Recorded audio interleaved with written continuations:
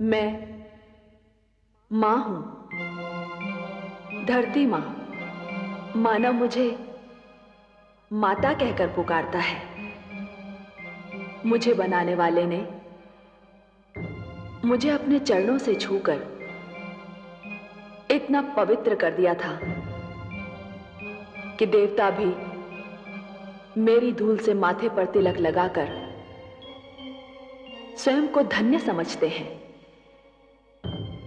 आज मैं उसकी कथा सुनाने तुम्हारे निकट आई हूं, जिसने मुझे बनाया है, जिसने मुझे मानव जैसे श्रेष्ठ पुत्र की भेंट दी है, जिसने मेरे आंचल की छांव को मानव के रहने का सर्वश्रेष्ठ स्थान बनाया है, जिसने सूरज, चांद, सितारों को आसमान में बांध रखा है, जिसने मेरे आंगन में फैले हुए समुंदरों को किनारों से रोक रखा है ताकि उन्हें भी अपनी सीमाओं का आभास रहे।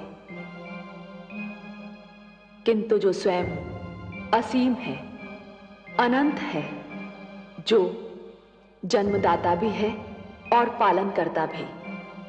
हां, मैं तुम्हें उसकी कथा सुनाने आई हूं जो अपने भक्त प्रहलाद की रक्षा करने के लिए नरसिंह बनकर आया, जो राक्षसी संस्कृति का नाश करने के लिए राम बनकर जन्मा और जो कंस का अत्याचार मिटाने के लिए कृष्ण के रूप में अवतरित हुआ, जो मेरा आराध्य है, तुम्हारा आराध्य है, हम सब का आराध्य है।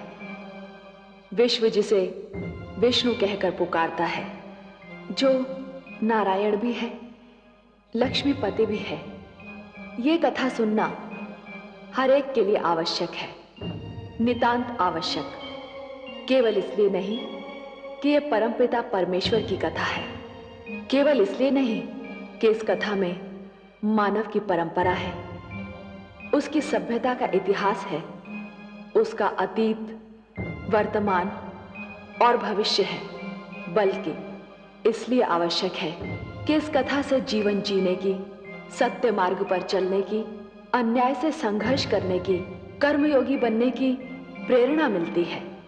इस कथा में जीवन के मूल्य हैं, जीवन के सिद्धांत हैं। ये कथा सुनकर मानव धन्य हो जाते हैं, जान लेते हैं कि जो कर्मठ होते हैं, परमपिता परमेश्वर उनकी रक्षा अवश्य करता है।